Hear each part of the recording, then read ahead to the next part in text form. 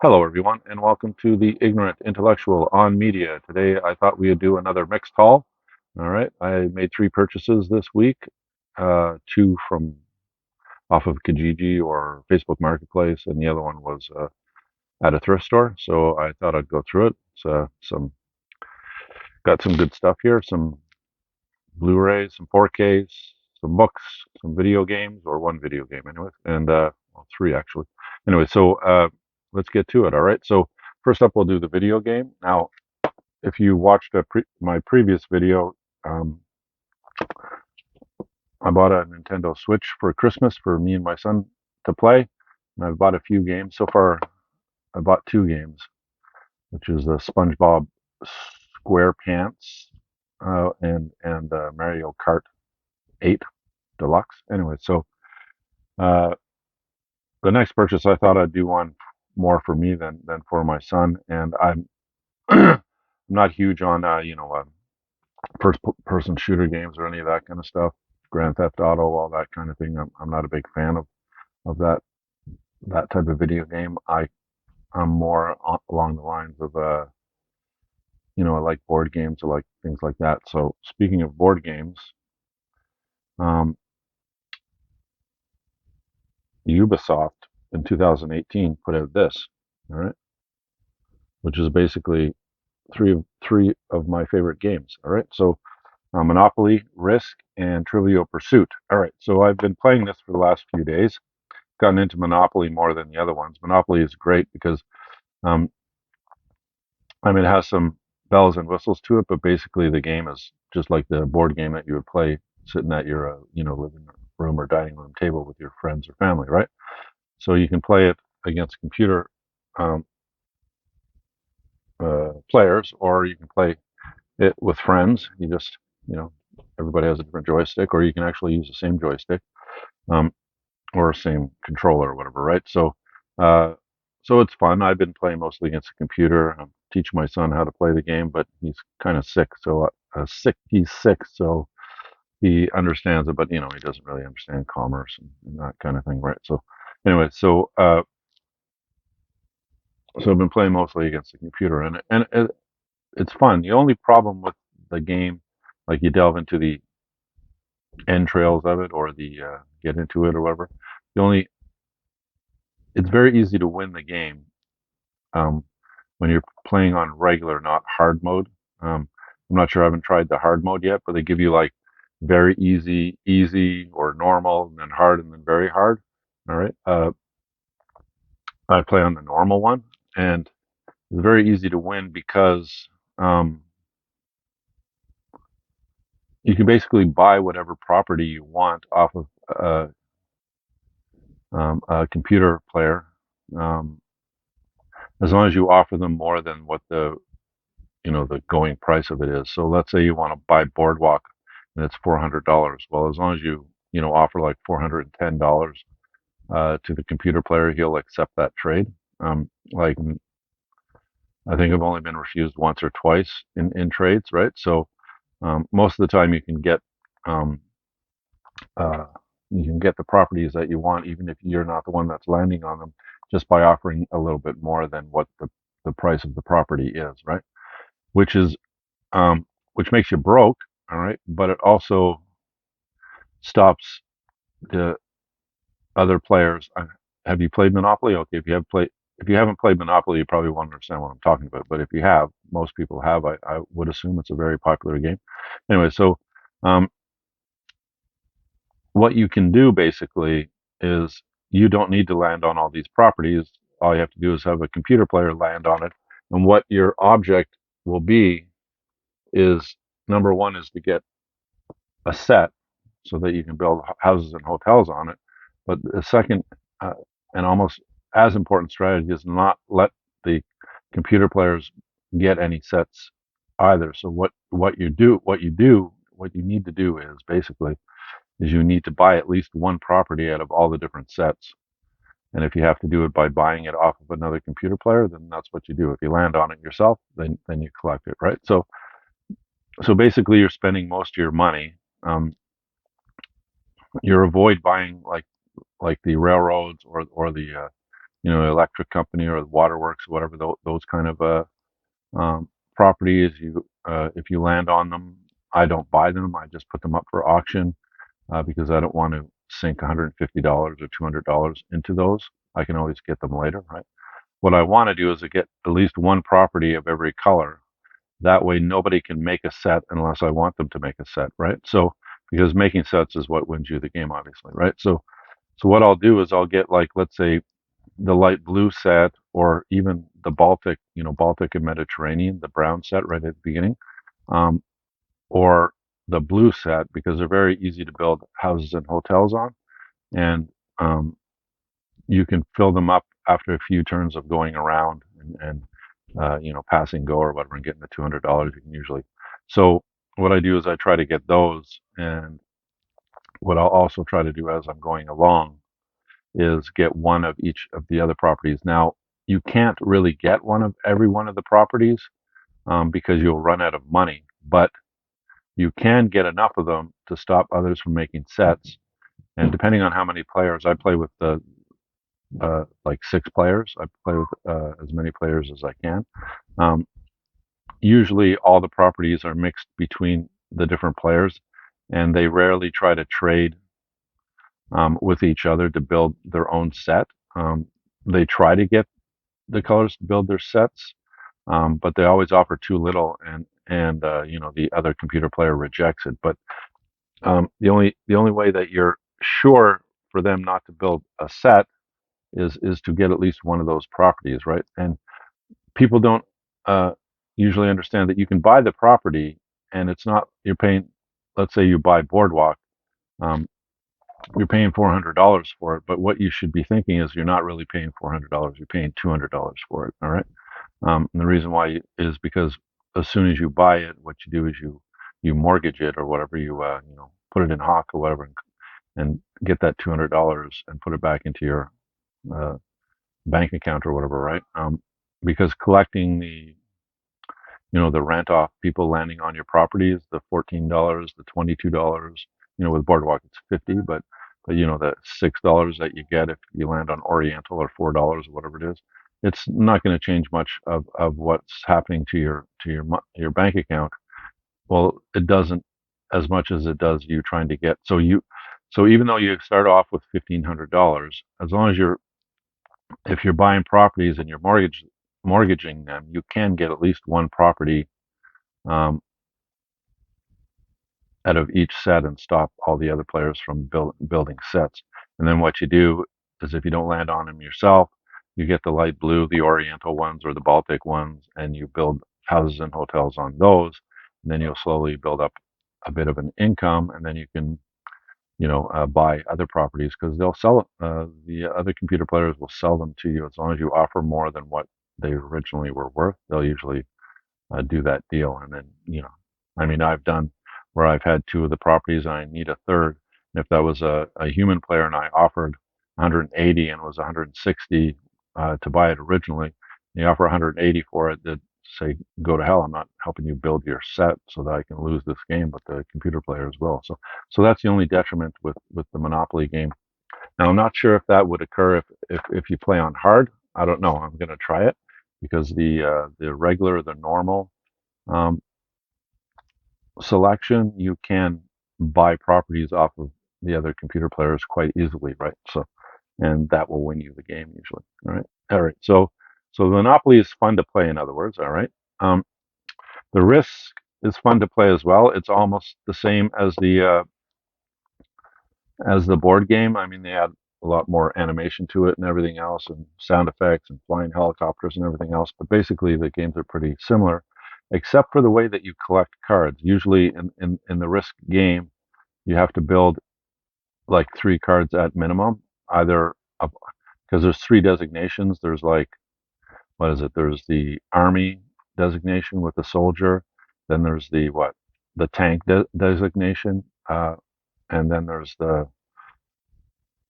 what's the third one? I can't remember. Anyways, there's 3 designations. One will give you 4 extra armies. The other one will give you 8 extra armies, and the other one will give you 10 extra armies if you have one of each, right?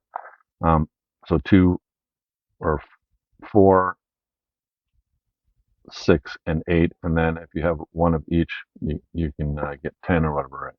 Well, in this risk game, they give you stars, and a certain amount of stars on each one of those things will give you a certain amount of troops, and you can turn them in as you choose, right? So um, that's the only thing that's different from it.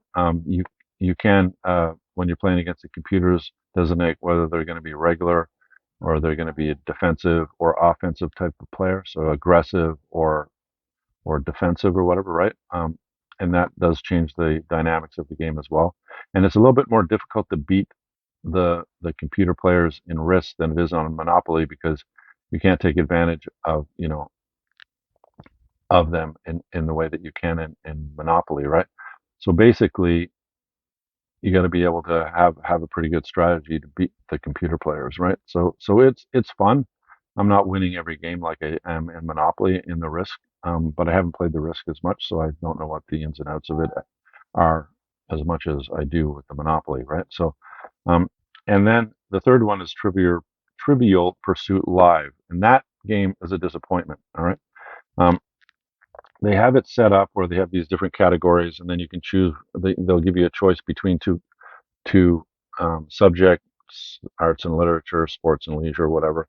And then they'll ask questions, and they'll do these different types of rounds. But basically, what you're playing is you're not really playing Trivial Pursuit anymore. What you're playing is, a hybrid of, like a Jeopardy and Trivial Pursuit, where you get points for answering questions, and then whoever gets the most points at each level of points, you'll get another pie, right? And then the next level of points, you'll get another pie. So every 5,000, you'll get another pie. Once you get all 6 pies, you win. And at the end, there's this like, depending on how well you do, will be depending on how many pies you have. But there's 5 rounds usually or 4 rounds, and then at the end, what they do is each answer you answer correctly, you get a pie, right? Doesn't matter what type of question it is, you'll get a pie, and whoever gets to the 6 pies first wins. But it's basically Jeopardy more than it is Trivial Pursuit. Trivial Pursuit was basically you would go around the board and you would land on different colors, and those questions are the questions that you would be asked. And then if you got it right, you continue going. And then there would be 6 spaces that you can land on that you can get a pie, and whoever gets the 6 pies and then goes to the center and answers a question wins the game, which is totally different than what this Trivia Pursuit Live game is like, right? So the Trivia Pursuit is a big disappointment. It's more like Jeopardy than it is Trivial Pursuit. Um, I'm not sure why they made Risk almost the same as the game itself when you play the board game, and they made Monopoly the same as the board game, but then they made Trivial Pursuit nothing like the board game. And one of the reasons why I purchased it was because I really enjoyed Trivial Pursuit, playing Trivial Pursuit. It's the best, like, you know, um, board game. It's not like, Family Feud or Jeopardy. It's like going around on a board, right? So, anyway, so they made it more like those games, like game show games that you would see on TV or whatever. They made it more like that than they made it as a board game. It's a board game, so it should be a board game, right? So, anyway, so that's those. But overall, I really enjoyed it. I spent $20 on it. Um, and do I think the $20 was worth buying? Of course, yeah, it's fun. The Monopoly one so far has been the funnest. Risk being second, and Trivial Pursuit being a bit of a disappointment because it's not like the board game, right? All right, so that's the one video game that I bought. Now let's do the books. All right, so I went to a thrift store and I found these books. All right, so actually 2 books and 2 comics. All right, so this will be the first time I'm showing comics in this. So we're really expanding the quote of media of the ignorant intellectual on media. We're now into a bit of video games, and now we're going to do some comics as well. But the first thing I found was this Marathon Man by William Goldman. All right, notice the sticker, 75 cents. Price on it was $1.95, so it's a pretty old version of the book. It still has that, even though it's faded, it still has that green colored, or sometimes it's yellow, sometimes it's red, that they put on the edge of the pages to stop them from browning. Because what happens with paper stock is it turns brown over time. So why they painted, if you ever wondered why they would paint paperbacks with that colored paint on the outside of it, is to make it look less brown and more palatable to um, to buy or whatever, right? Because they're using it with really cheap uh, paper stock, and it browns really quickly, right? But the reason why I picked this up is because this is one of my favorite movies of all time. It stars Dustin Hoffman and Laurence Olivier, and I think it's Rob Schneider. Was it Rob Schneider? Anyways, um, who plays Babe's brother? What was his name? Was it Rob Schneider? Um, yeah, Roy Scheider. The guy from Jaws, or what was that helicopter movie? You know. Anyways, um, so that's why I picked it up. I have not read the book, but I wanted to find the book. It's very difficult. It's very difficult to find this book. It's not easy to find. But when I found it, I went, yeah, I got to buy that, even though it's in rough shape, so I can read it and do a book to movie comparison to see if the book is as good as the movie, because the movie is extremely good. The dentist chair scene with Laurence Olivier, being a dentist, right? Uh, that one in its original form, I think they've modified it in a lot of uh, the reissues of that film onto Blu-ray, or if it's on Blu-ray or DVD or whatever. They kind of edited it, because that scene is really brutal, and it's like, if you didn't have a fear of the dentist, you would after watching that scene. Anyways, I don't want to kill the movie, but the reason why I picked up the book, I have not read it yet, is because of the movie. And it's basically, the book and the movie are similar from my understanding. The book is about a German Nazi after the war. Um, he got a bunch of diamonds, valuable diamonds, off of, uh, he was at Auschwitz, or one of the concentration camps. Anyways, he stole basically a lot of the wealth from the Jews before killing them all. Um, and he was a dentist by trade. And what he needed to do is he needed to bring those diamonds from, I think, Germany to the United States, like 30 years later or whatever, right? So he had a brother or a son that was doing it for him, but then they ended up dying, and then he had to do it himself. But he didn't want to go to the United States because he's a war criminal. Um, uh, and anyway, so it's his brother. All right. So uh, the main characters are him. I can't remember his name. What was his name? I wrote it down. Uh, Zell. All right. So his name is Zell. He's a Nazi. All right. And then you have Babe, um, who's a marathoner. He likes to run marathons, and he has an older brother who's named Doc. And Doc is the one that's facilitating bringing these diamonds over, and he ends up. Um, I can't remember the exact gist of it, but they're trying to bring the diamonds over, and then so Zell had to come into the United States, right? Anyway, so some sort of screw up happens, and he thinks that it's not safe for him to bring the diamonds in. So he ends up capturing Babe, who's the younger brother of Doc, thinking that Doc told him about the shipment and everything, and he ended up torturing him to find out whether it was safe or not to bring the diamonds through. And then Babe escapes, and then it goes on from there, right? So, anyways, it's an extremely good film. I don't know if it's an extremely good book, but the film is extremely good. All right, it's my all-time favorite Dustin Hoffman film, um, and I can't remember who directed it though. I don't think it was a famous director that did Marathon Man. It would be like, if it was to put into my library, it would be in the section, not the director section, but I'll put the director here. Um, and Anyways, I don't think I have the movie yet. I haven't been able to find the movie, but I'll double check, because I really want to do a book to uh, film comparison, because the film is so good. I'm wondering if the book can stand up to it, right? All right, so that's Marathon Man. Next up is the 10th anniversary of one of the greatest Canadian authors' economic books, an economic book. All right, it's called No Logo. All right, and it's by Naomi Klein, and this is the 10th anniversary. It was originally written in 1999, so this smaller. The original came out in a hardcover, and it's a big square. It's a very large book, right? And then it came out with a paperback, but it was also a very large paperback, right? This is a smaller, more normal sized trade paperback, of the book 10 years after it was published, right? And if you have not read this book, read it. It's all about, it basically tells you why the big brands, the big companies nowadays don't sell product. They just sell lifestyle, right? So if you think Nike, basically what she proposes is, if you think Nike is a shoe company, you're quite incorrect. It's not. It's a marketing company that just happens to have shoes, but it also does t-shirts, hats, does everything else. It's basically a brand marketing company, all right? It just happens to be shoes, it just happens to be hats or whatever, anything. They just put a Nike on it. It could be sports. It's sports and leisure wear, it's everything, right? Anything that they can expand into, because actually Nike doesn't make any product, right? Um if you hear in the background, it's just a wash machine. Anyway, so um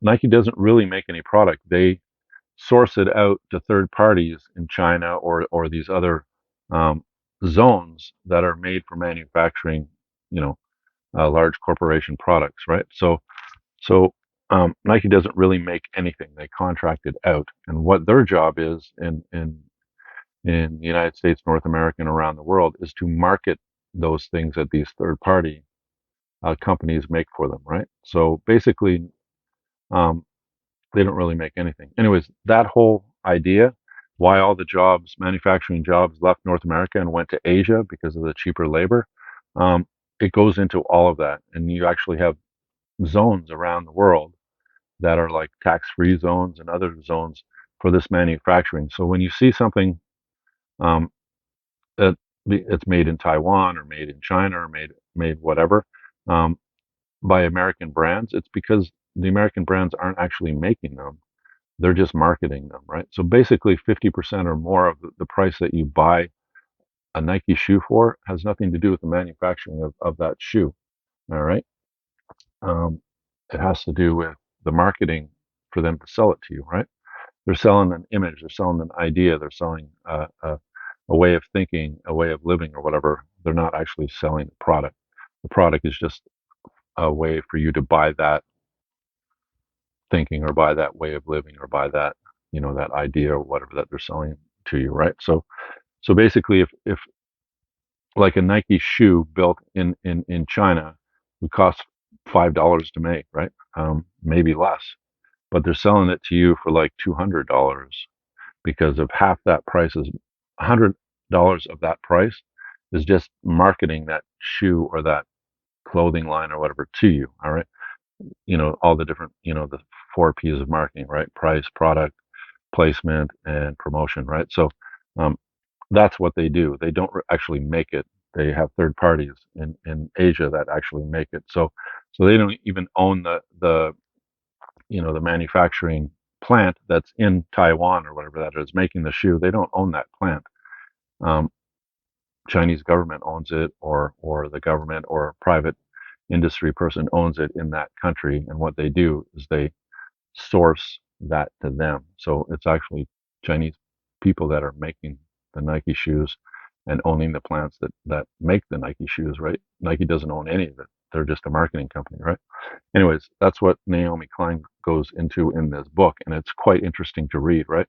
And it opens your eyes. Let's put it that way. And if you haven't read that book, I don't know why you wouldn't want to, because all these products that you're buying, you get an idea of where they're coming from.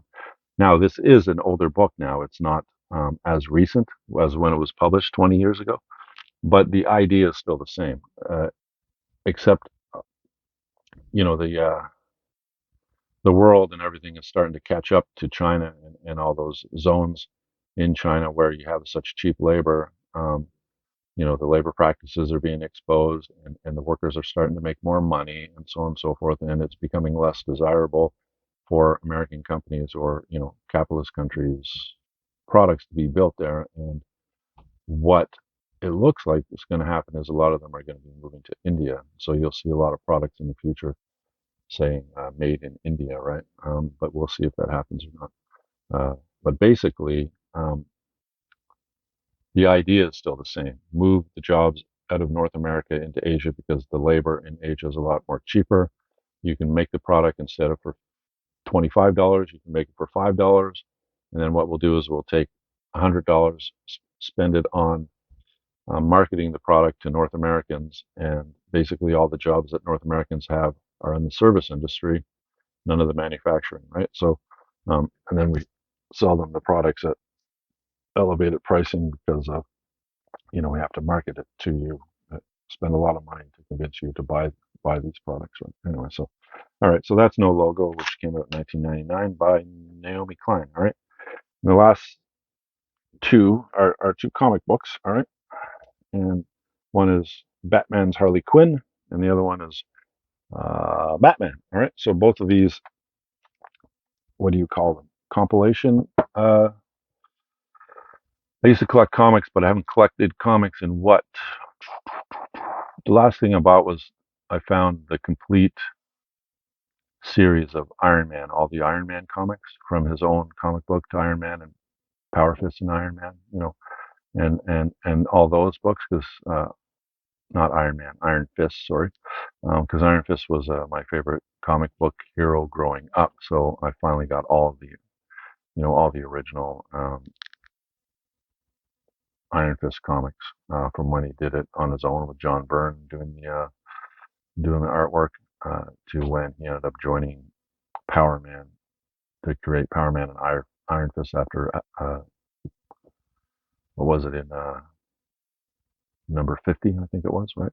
And then they did another 50 or so more comics in there, and then Iron Fist kind of went on the back border. But I stopped collecting comics. I ended up having to sell my comic collection, which was a pretty large comic collection, back in my early 20s in order to pay rent, and I haven't collected comics since, really. I picked up a comic book here or there, but when I did find all the Iron Fist ones, I picked those up and read them, but he was my favorite character, and that's as far as I went with comics. So the advent of this type of comic book, all right, not the graphic novel where they just upgraded the comic book itself, but these compilation type of, they weren't around when I was collecting comics. When I was collecting comics, um, the first of the graphic novels first started coming out. I think the first graphic novel I bought was The Death of Captain Marvel. I think it was number 2 in a series of graphic novels by Marvel. Um, the first type of graphic novels back then. That was the first graphic novel I bought. But after that, I kind of went away from comics when I ended up becoming, an adult. And like I said, I ended up having to sell pretty much most of my comics in order to get some money for rent because it was pretty bad. My life was pretty bad back then. Let's put it that way. Anyway, so how I couldn't afford a comics unless I was actually volunteering or working in a comic book store at the time, so that I, could buy the comics that I wanted. Anyway, so um, that's what you do when you don't have a lot of money is, labor, right? All right. So this basically is um, a bunch of different comics starring Harley Quinn, and they pull them out of the DC universe. All right, and this one is basically the stories from Batman, Harley Quinn 1, Batman Gotham Knights number 14 and number 30, Detective Comics number 831 and 837, Joker's Asylum 2, Harley Quinn number 1, Batman Black and White number 1 and number 3, Legends of the Dark Knight 100-page super spectacular number 1, and Detective Comics number 23.2. All right. So that's where they got the comics. So basically it's a compilation of other all put together in one book with the subject matter of Harley Quinn. All right. And I don't know if I ever read it. I basically bought it to resell it. Right? So um, I found it for 2, and I know I can sell it for a lot more than $2, right? Originally, the person who actually bought this one and this one, they paid $26.99 for this one, and they paid $21.99 for this one. But basically, and this one here, the Batman one, is basically uh, the award-winning adventures of psychotic clowns and women who love them. All right, so it's basically a comic from the same artist that did Batman the animated series. All right, and it's basically about Harley Quinn as well. So the person that bought these was a fan of Harley Quinn, I guess, and they probably put these out because of, the DC movies with Harley Quinn in them. Made that character popular. So then they started pulling comics from the archives where Harley Quinn was in them, and made compilation um, comics for them, right? So basically, I got each one of these for $2, and I'll sell it for more, probably about half of what the new price is, so maybe $8 to $10 each, and I'll give me some money so that I can buy stuff to add to my collection as well, right? All right, so those are the two Harley Quinn DC comic books, all right, and those are all the books basically. And the video game. Now let's get to the video game. I spent 20. The books I spent $7.96 on, including the comic books. All right, basically $2 each. And now let's get to the third one, and this one is the large one. This one is the fun one. This I spent the last of the money that I got from that large collection of books that I sold. This was $170 I spent on all of these films. All right, so let's go through these ones. All right, so the first is the Steelbook limited edition of Ang Lee's Hulk. All right, not the Louis Leterrier directed film. The one with Ed Norton as Bruce Banner. This is the one that came before it that kind of bombed. All right, but it's a nice Steelbook hardcover, and I collect Ang Lee films, so I already have this film in Blu-ray, but now I got it in a nice Steelbook Blu-ray. All right, but I didn't notice it when I first picked it up because I picked them all up, and I guess he didn't check inside it either. So this is a caveat for all you people out there who are buying used things in private sales. Check the stuff that you're buying. I mean, sometimes it's not. When you're buying a big stack of stuff, it'll take you a while to go through everything. So most people don't bother, and I won't either. Depending, I've bought stuff off of this guy previously, and it's always been fine. Um, so I thought this would be fine too, and it all is fine, except if you look on the inside of this one. I'll take the digital code thing away from it here, and you look at it. And I have an extra movie in here. All right. So basically, what's supposed to be in this is the Blu-ray, which is the movie itself, and then there's a DVD that's supposed to be here of all the extra features for this film. And instead, what I ended up getting inside is um, Ultimate Adventures Collection. So I don't know. Is that a positive or a negative thing? I'd prefer actually having the special features for the film because now this steelbook is incomplete. All right. I do have an extra movie, but I don't have the case for that extra movie, right? So anyway, it is what it is, I guess. But it's a nice steelbook, and it actually, the reason why I didn't check this one is because he already had it in one of these. All right. So this is from Malco. So Malco, I think, like now that I'm buying a lot of uh, Blu-ray steelbooks are seeming to cross my desk or my view a lot more than they used to. All right. I'm picking up more of them. So if you know me, if you've seen, I have a video on how to protect your media collection, right? And I anything that involves paper, I'll put in a plastic protective sleeve or whatever, right? So or a bag or whatever, right? But I thought with steel books, they're so easily damaged that yes, you can put them in, let's say, a bag, right, like this. See this bag, all right? Um, but I think they need a bit more protection, or at least because even if you ding them with the plastic bag on them, sometimes you'll dent them, sometimes you'll do some damage to them. So I thought, I wonder if they have like a plastic container for steel books, and unsurprisingly, they did. All right, and one of the big names in it is Malco, and this is one of the examples of them. Now, when I bought mine, all right, this is the bag I bought.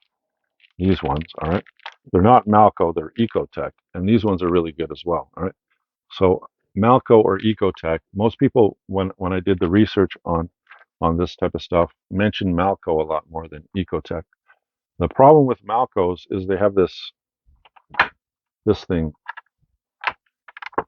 at the top, all right, which is fine, all right. They don't they have it at the bottom, but see how they have a slide-in lip for it? They don't have it at the top, and I guess a lot of people complain about the ones at the top. I'm not sure, but I prefer to have the ones that are at the top to close. And what happens is um, it's easier to open them that way.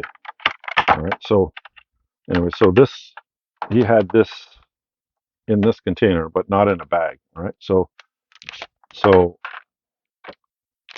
my suggestion is you put it in a bag first, and then put it in the plastic container or whatever. Right. So you have, because when you're taking it in and out of this plastic is hard, and it can scratch uh, your steelbook, right? So what I did is I put it in a bag first. All right. Now some people have made an observation or a complaint that these ones are smaller or more compact fitting than these ones. All right, and it's true. And if you like to put your steelbooks in a plastic bag before you put them in a plastic case, then I think those ones are better than this one. But what I'm going to do is I'm going to try to see if this will fit into that with this plastic bag on it. All right. So well, first you need to get the air out of it. All right. So you get all the air out of it.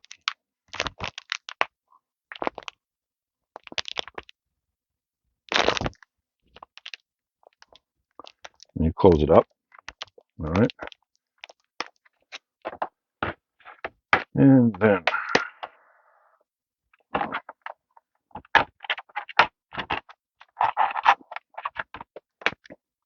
see how it fits. So if you notice, whenever you put something in a bag, you always get that little lip. All right. And you don't really want that lip to come over the front of your steelbook, because when you put it on the shelf, you can see it. So what you want that thing to do is to fold underneath. Um, so that's what I do when I'm putting it in, is to fold it underneath. So if you notice it now, I don't know if you can see that triangle there, but once you push it down to the bottom, it'll fold. All right. All right. So it fits. All right. So it fits, but it's pretty snug. All right.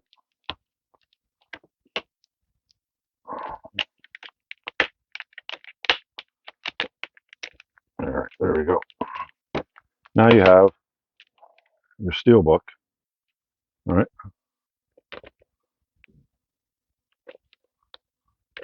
In a plastic container that will protect it from getting damaged. Right.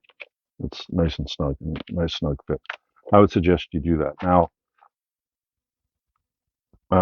you're going to pay more than $1 each for each one of those plastic boxes, but the more bulk you buy, the less than $1 it'll cost you. I mean, you can probably get 100 of them for like $90 or something, right? So, I don't know how many steelbooks you have in your collection, but 100 may be like overkill or whatever.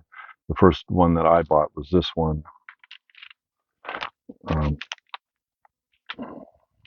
was this, and it was a 20 of them, and it was like $30 for the 20. But um,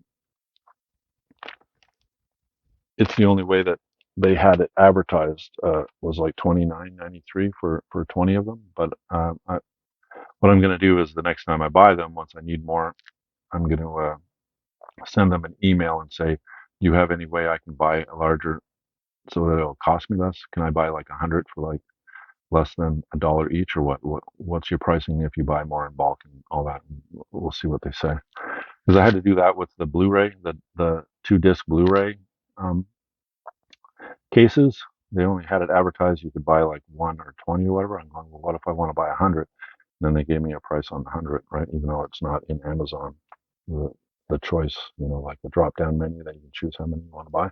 They didn't have that selection. All right. So anyway, so next up is 4K Blu-ray of The Incredible Hulk. Now this is the Louis Leterrier version of the Hulk. It's part of the MCU, part of the the Marvel Cinematic Universe. That stars Ed Norton as Bruce Banner. All right. And this one is a better film than that one. But Ed Norton doesn't continue being the Hulk in the MCU. The other gentleman does. I can't remember his name. I'll put it here. Um, so Ed Norton only did it for this one. All right, and this is a fun film. Uh, he gets to fight the Abomination is the name of the villain guy. All right, so uh, I just actually watched this film last night for the second or third time. I had a lot of fun watching it again. Um, and what's anyways, another 4K, and I don't have a 4K player, and I don't have a 4K television, but it also has a Blu-ray in it. So it's 4K and a Blu-ray. Um, I have this on Blu-ray already. It just came part of this package, right? So uh, um, I'll just sell the Blu-ray, and if there's a DVD in it, because I like to combine them, I'll just take the DVD out and put it in this case, right? Because I have these type of things. Just put the DVD in here, and then just take the DVD and slide it in here like that. Put it in here, and they fit. Unless there's like 3 or 4 of them, then you might have a problem closing the Blu-ray case or whatever. But usually it's not an issue. I've explained numerous times on why I like the DVDs. Most people just get rid of them, but I like to keep them. All right. So that's the Incredible Hulk, 4K Blu-ray. All right. Next up after that is an indie New Zealand horror film. All right, came out in 2015. It's called Deathgasm. All right, and basically it's a story about high school kids who start a band, and um, this rock guy that lives in their neighborhood gives them a record, and on that record is a song that if they play it, they're gonna conjure up a devil demon or whatever, and it's all blood and gore from there, right? So supposedly it's a pretty fun film. I mean, you can't really take it seriously, um, but I haven't seen it yet, so we'll see. We'll see how it is once I watch it. I'm not lately. Um, the horror genre has kind of been in my rear view uh, for a while now, since they got away from the horror that I like into the more, well, you can almost say it's like, can you say gratuitous violence in a horror film? I mean, aren't they hand in hand? But Hostel was the film that turned me off of horror. So whenever Hostel came out in the early 2000s, 2005, I don't know, I'll put it down here. I can't remember exactly when it came out, but it became horror, like the horror of the 80s and the 90s. The slasher films and all that. You could take a step back from them and realize, they're not real. Like, is there really such a thing as, if you dream about something, then Freddy's going to come kill you or whatever? Or is there this hulking supernatural character that with a knife coming around to kill you? No, it's all fun. It's scary. It'll scare you, make you jump and whatever, but it doesn't like turn your stomach. Now, saying that, back in the 70s with the Texas Chainsaw Massacre, they don't go really seriously into the gore in that, but there's a lot of scenes that are really dark in that, and a lot of screaming, and that can turn your stomach. But what they did with the Saw films, and especially for me, anyways, for um, Hostel, is they started making horror more realistic. All right, do you understand what I mean? Like, it's less supernatural, it's less freaky or whatever. It's more like, yeah, this could really happen. This is not really horror. This is kind of like a representation of shit that happens in real life, right? And that kind of horror just kind of turns my stomach. All right, I don't really want to go to a horror film so that the the director can expose something to me that is happening in real life. Like, take, let's say, human trafficking, and then just taking it up to the next level or whatever, right? So in cabin, sorry, not Cabin Fever, in Hostel, basically a group of young adults traveling Europe by backpack that a lot of young adults do, and then there's these group of, are they Serbian? Are they Russian? I can't remember exactly. It's been like 20 years since I saw the film. Eastern European guys that prey on them because they offer a service to a clientele who has some sick um, wants or needs or whatever, right? Like there's this one guy in the film where he always wanted to be a surgeon, but he wasn't good enough, so now he goes to these guys. They give him a live body to work on surgically, right? So you see him on a table starting to cut open this person. I'm going, what, you know what I mean? Like being kidnapped for torture or whatever is not really, you know, um, the human trafficking thing is not, like you can't take a step back and yeah, it's supernatural, it's not real or whatever, right?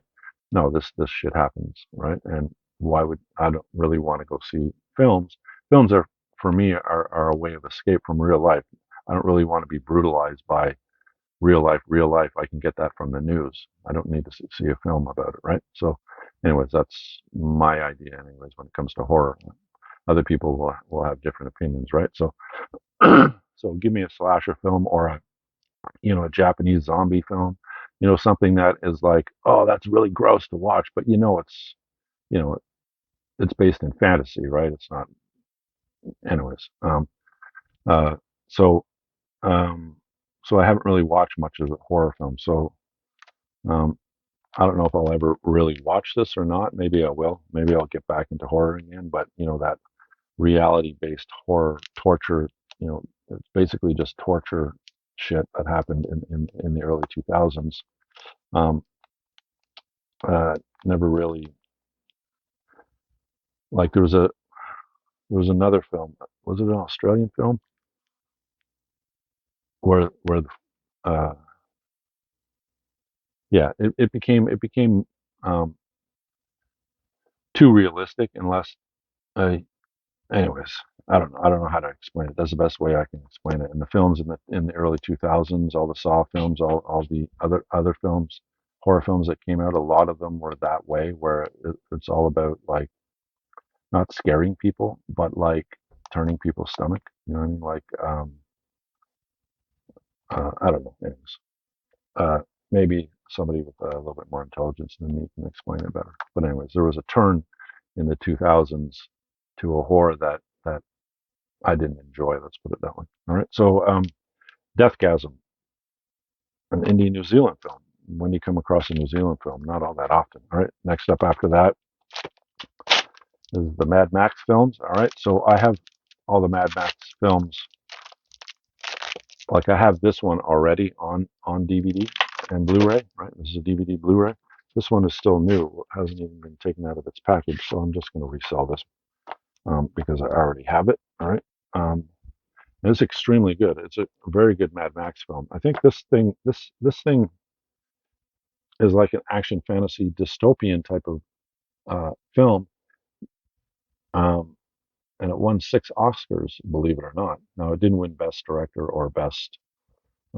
George Miller didn't. Was it George Miller? I think George Miller is the guy that did all these films, right?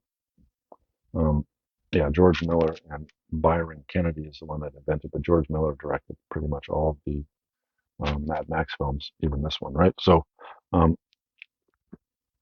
it's an extremely fun film, extremely a lot of action, really good car chasing and everything else. Anyway, and it won like six Oscars, which is like unheard of.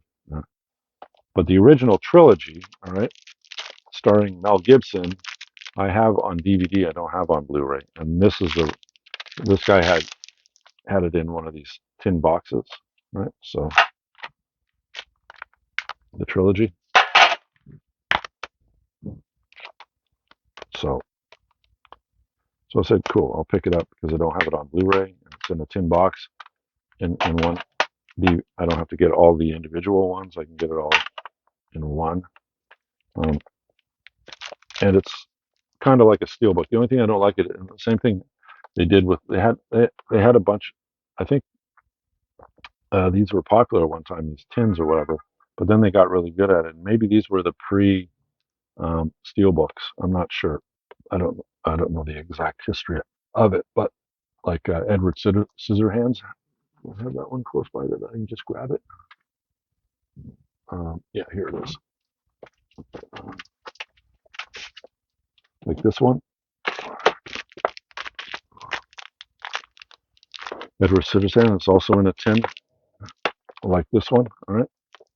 So the only problem is, I guess they think these tins people are going to put out on display so that that is facing whatever is facing, right? They're not going to put it on the shelf because when they put it on the shelf, it's going to look like that, right? You know what I mean?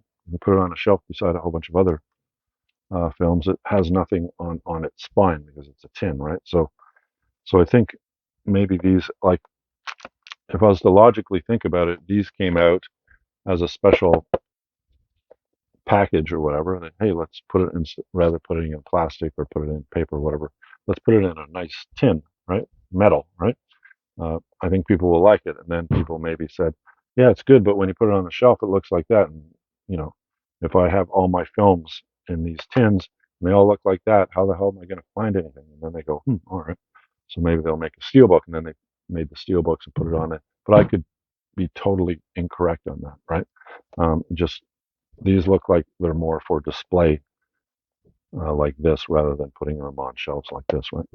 So, so anyways, I will put it in a plastic bag so it doesn't get damaged. And now I have all the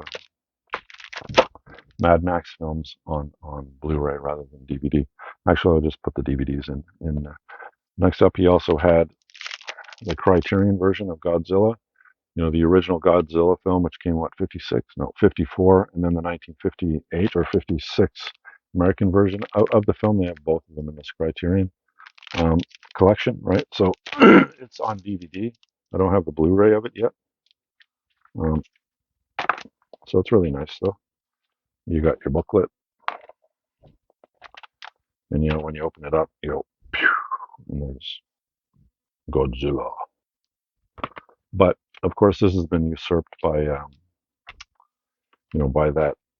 I'll show it here. That by that huge box set, that beautiful box set that they put out, that Criterion put out of all. I think it's all of the Godzilla films.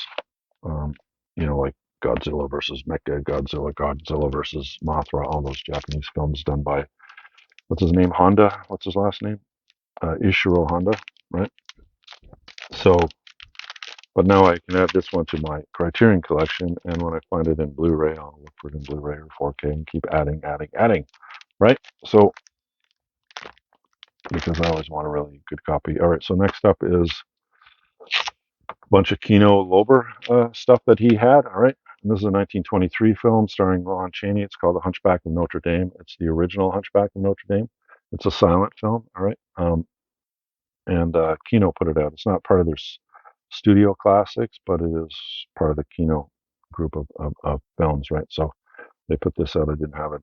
It was put out by Universal back in the 20s, right? So um, I don't know if I'll enjoy it or not, but it's nice. Kino Lorber is. Let's speak about that for a second about Kino Lorber. All right. So in a previous film, a lot of people watched on my channel what I thought would be the future of physical media, right?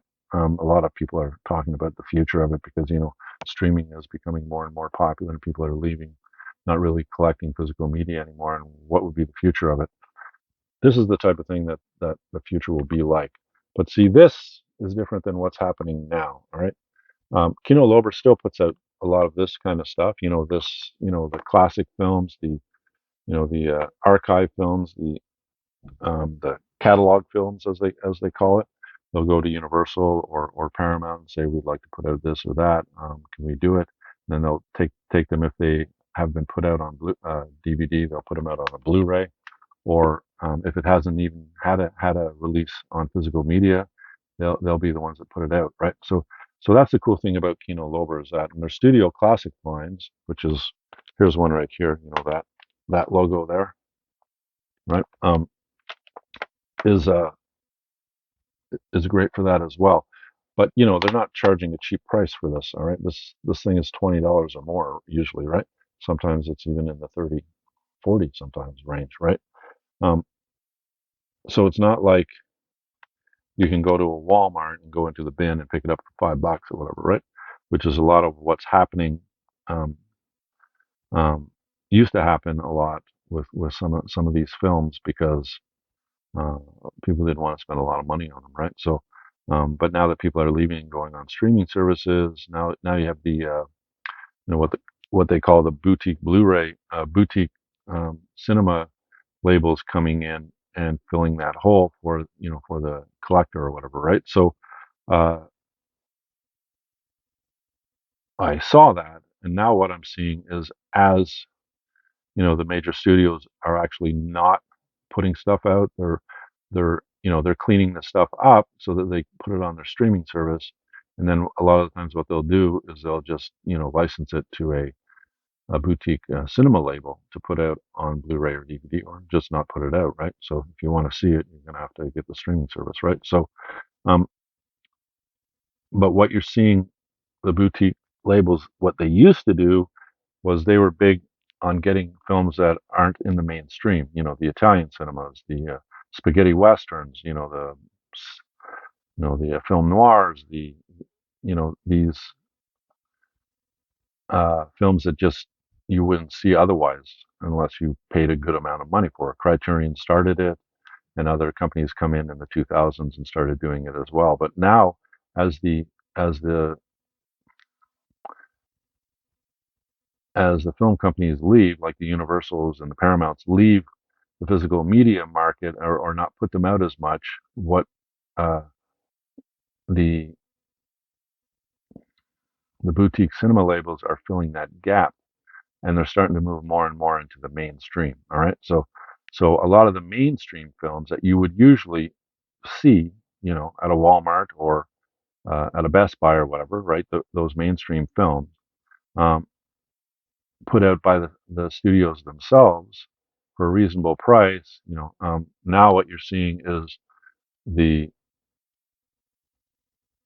the boutique cinema labels going into that market and producing these films and then putting them out for high prices. All right. So what it looks like if you're going to be a physical media collector in the future, in the next couple of decades, you're going to be buying mostly from, online sources, and mostly boutique cinema labels, um, and paying a really, a very high price for them. Okay.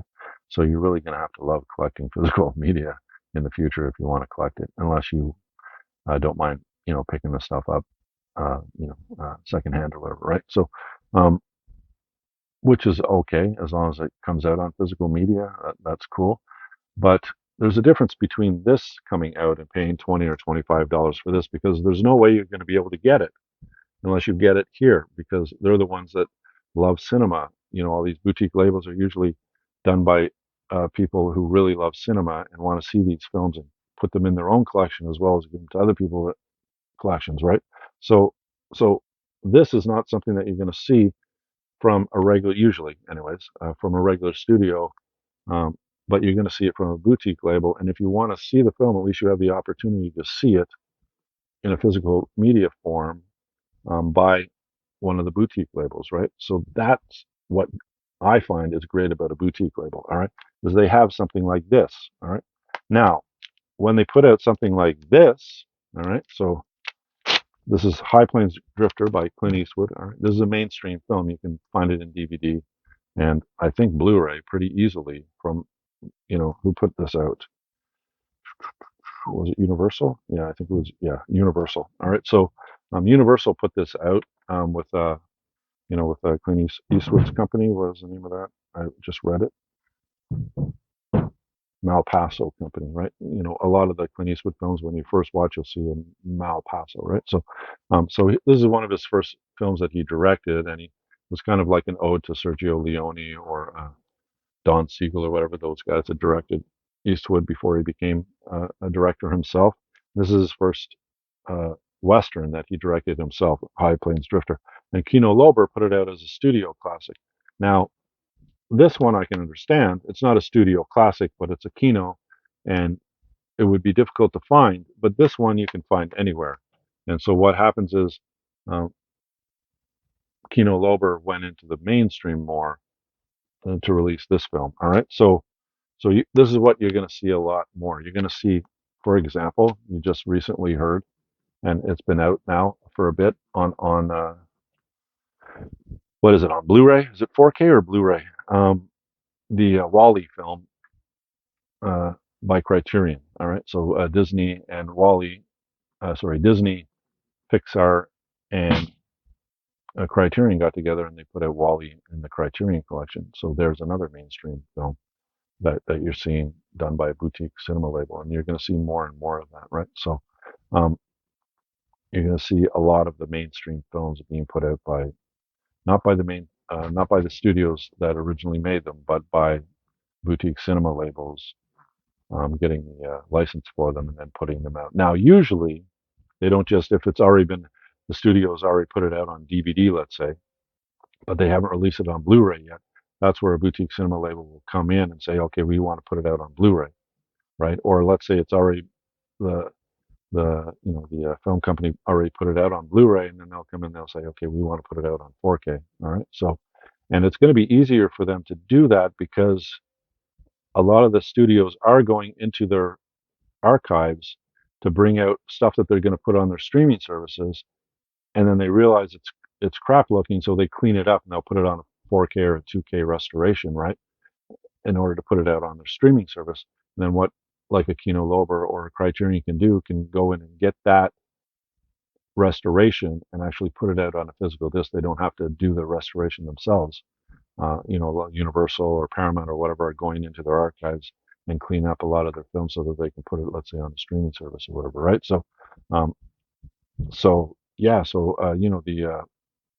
the studios are doing a lot of that work themselves, but you do have these companies that do go in and get the 35 millimeter print or whatever print that they can find, and they do, restore it into 2K or 4K format so that they can put it out on a Blu-ray disc or a 4K disc, right? So but you're going to see more and more of these studios that you've been going to get those obscure films and paying, a large price for them, which you didn't mind because you want to see that film.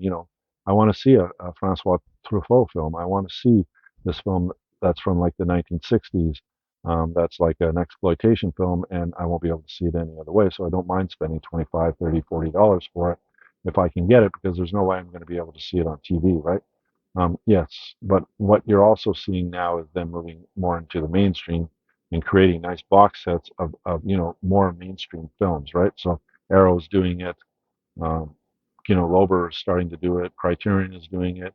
Criterion has been doing it for a long time because what they'll do is they'll put out a mainstream film, like The Rock or The Royal Tenenbaums or something along those lines, in order to create some revenue so that they can put out, that French silent film from the 1930s or whatever, right?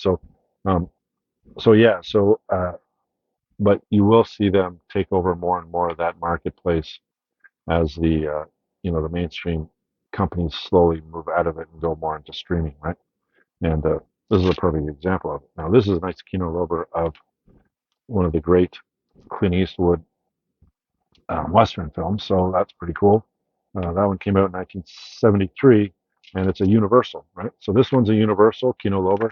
This one's a Universal, Kino Lorber, all right? So, and here's another one, another Kino Lorber, all right? And this one is the Valdez Horses, or Chino, it was originally called, if I remember correctly. It's called Chino, and it stars Charles Bronson, all right? So this is back in, when was this, 73, all right? So this is a Western, and this is uh, he's my favorite. Clint Eastwood and Charles Bronson are my favorite. I'm not a big fan of, let's say, Chuck Norris. I like Charles Bronson films, that kind of genre film. Um, Death Wish, and my favorite film of his is Telephone, as I mention every time. I have a Charles Bronson film that's beside my face, right?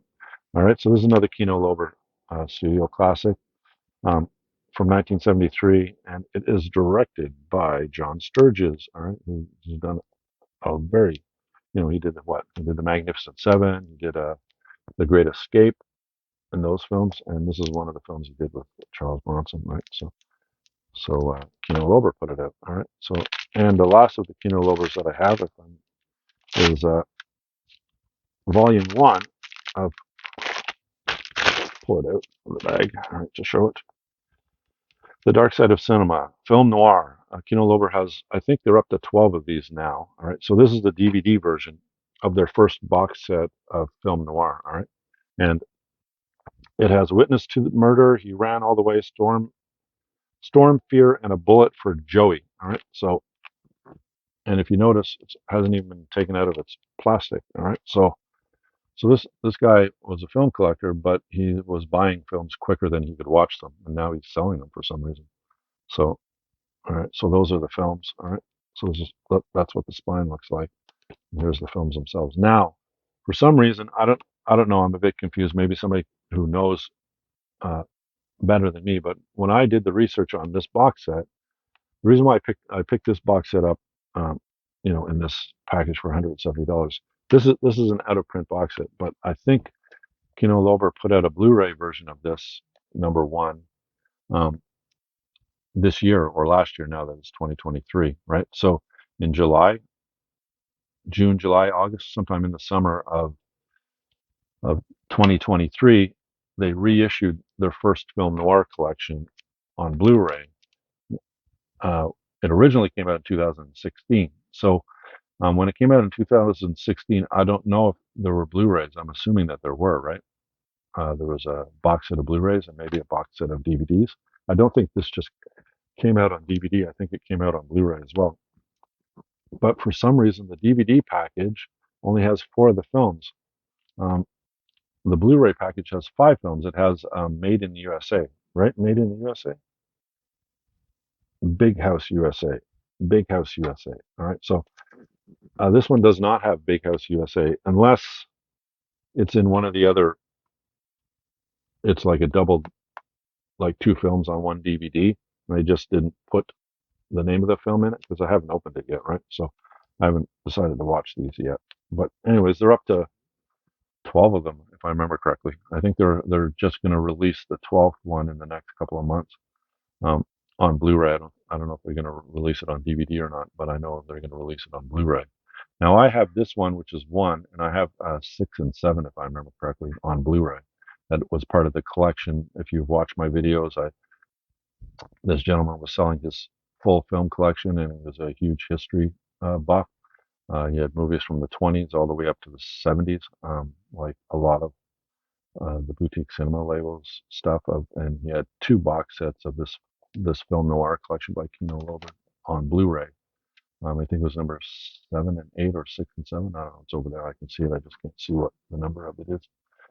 Anyway, so yeah. So as I come across, the film noir, the dark side of cinema, the Kino Lorber editions, I do pick them up because I just can't afford to pick them up new. I mean, most of them now are coming in three films, sometimes four, but usually it's three films, and they're asking like $40 or $50 for them, right? $50 for three, and that's not even in Canadian. It's in like American or whatever, right? So I'm probably looking at maybe $75, yeah, around with shipping and the exchange and everything. It's really expensive to get these if you're not getting them on the secondary market, right? So, but if I was to buy this individually, the guy had it priced at 20, which is reasonable. It's a reasonable price for film noirs and the first collection of it. It's out of print. This is out of print. You can't get it anymore, but you can get the reissue, like I said, in the next couple of months on Blu-ray, and it has an additional fifth film, which is called Big House USA. All right, so that's all the Kino Lobers. All right, next up is three Hammer films. All right, so the first is 1959's The Mummy. All right, and this was put out by Warner Brothers. All right, so this is 1959. So this would be something that would be right up the alley of a boutique cinema label to put out. But this was put out by Warner Brothers, right? But Warner Brothers is not going to be doing that for much longer. I don't think. I don't know. We'll see. Um, I know. Didn't they sign a deal for the next 10 years? So maybe they'll still be putting stuff out for 10 years. Anyway, so that's The Mummy, and then you have this one, which is a double bill. Um, and this one is The Revenge of Frankenstein and Curse of the Mummy's Tomb. So two more Hammer films. Now, in their history, Hammer put out what, like seven Frankenstein films, and I think this, The Revenge of Frankenstein, is the second film. They put out four Mummy films, and I think this is the first one. And the one on here, The Curse of the Mummy's Tomb, is the second Mummy film that Hammer put out, right? So they're all, a lot of them star Peter Cushing and those guys, right? So, and a lot of them are directed by Terence Fisher. So when you find movies that are directed by Terence Fisher, a lot of the times they'll end up being, Hammer films, right? So, um, but I don't think I have these. I think I have this one and this one. Both of these, I think I have these on DVD, but I didn't have them on Blu-ray. So I have a section in my collection over there of Hammer films. I'll add those to those films. All right. So three of the Hammer films, and now we'll get into the last three films that I picked up from the gentleman, and these are Arrow films. All right. So another boutique cinema label. Right. So we have 1965, The Possessed. All right. And it's directed by Luigi Bazzoni and Franco Rossellini. All right, so this basically is like a thriller horror, from the '60s. All right, I haven't seen it, so I will look at it. It is an A. It's not a B, uh, so I can watch it on a regular Blu-ray player. All right, so that's The Possessed. Now I think this may have been like Arrow will put out nice box sets of films, and then afterwards they'll just put out the Blu-ray, and it won't even have a booklet in it. Right? So a lot of the Arrow films will have a nice booklet in it. This one doesn't. This one just has this, what are they called? Incentive cards or whatever where they show what's coming out by them, right? But no booklet, right? So um, they do have a reversible cover of it, though. So they have that one, and then they have, the Italian version of it, right? So, but I think this one is not the original one. It's the reissue of it afterwards, not the limited edition version of it. So there's no like nice booklet or whatever to it, and it's not in a really nice cardboard box or whatever if they put it out that way. All right, so that's The Possessed. Next up is 1975, Dario Argento's Deep Red. All right, so it seems this gentleman liked Italian cinema. So this one is a giallo, one of the great giallo films of all time. All right, so and it, like so many of the other stuff that he had, has not even been opened yet. All right. And this is a region A as well, so it's probably the reissue of it because I don't think it has a booklet in it either. All right, but it has the movie in it, which is the important thing. All right, so um, I have this on DVD actually, so I'll have it on Blu-ray as well. All right, and next up, and the last one, it's another Arrow film, is the Count Yorga collection. All right, so the Count Yorga collection. All right, so it has two films. It has Count Yorga Vampire, and then The Return of Count Yorga. All right, 1970 and 1971, and this one again only has the ad cardboard thing of a upcoming release. It doesn't have the booklet in it, so but it does have the two films. All right, so basically this is directed by Bob Kelligan. Kelligan, is that how you pronounce his name? Kelligan. All right, and Robert Quarry plays the vampire. All right. And I didn't hear of Callaghan until I found this and decided to do a read up on that director to find out who he is. If Arrow thinks he's important enough to be, put on into one of their things, and he did Flesh of My Flesh, which I knew of, and Scream Blackula Scream, that blaxploitation film, and Act of Vengeance, which is another exploitation film. So he was in the exploitation film. A lot of his films are exploitative, right? But the Count Yorga ones aren't. They're just basically vampire films, right? So, all right. So that's everything that I got. So all of that. So I got the Count Yorda collection, Deep Red, and The Possessed by Arrow. Then I got the 3 Hammer films on Blu-ray, so those were on Blu-ray. Then I got the first of the film noir collections by Kino Lorber on DVD, and then I got the Valdez Horses, or Chino as they call it, the Hunchback of Notre Dame, and Clint Eastwood from Kino Lorber. All right, the Kino Lorber Studio Classics. All right, then I got um, Godzilla on a Criterion. All right, uh, Deathgasm, The Incredible Hulk on 4K, and then The Hulk in a Steelbook Blu-ray. All right, and then Mad Max on Blu-ray, Fury Road, and then the Mad Max trilogy on Blu-ray in a tin, and all that I got for $170.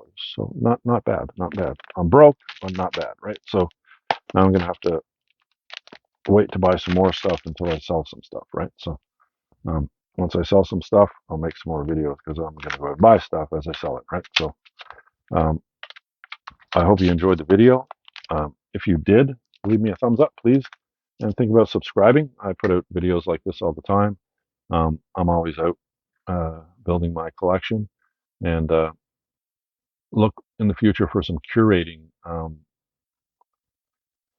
films because I'm starting to run out of space. All right, so I still have, gaps in my on my shelves, but uh, some whole lines of film are just full, and I just don't have any room for anything. So what I'm thinking of doing is, well, what I'm actually doing is I'm going through all the movies that I have and I'm watching them. All right, and then I'm deciding whether I want to keep them or I want to get rid of them. All right, so um, start looking for that. I'm into the A's now. I did all the numbers, so I'll make a video on the numbers, tell you the films that I have. I've been showing you them in the film by title collection of episodes that I've been making. Look for them on my channel, and now I'm going through them as I'm showing you. As I'm going through, I've done all the numbered ones now. Now I'm into the A's. Uh, and I'm just watching the films to see whether I want to keep them or not. Because a lot of the films that I got, I haven't watched yet, right? So I'm going to slowly go through all the films that I have and watch them and see whether I want to keep that or not, and that'll help shrink it. The ones that I don't, I'll just resell. All right. So that is this video. All right. Mixed Hall episode what 11, 12, 13. Anyways, you'll know it by the by the description and the title, right? So you have a great day, and thank you for watching. And like I said, leave a thumbs up if you like it. Subscribe if you so choose. I would enjoy that.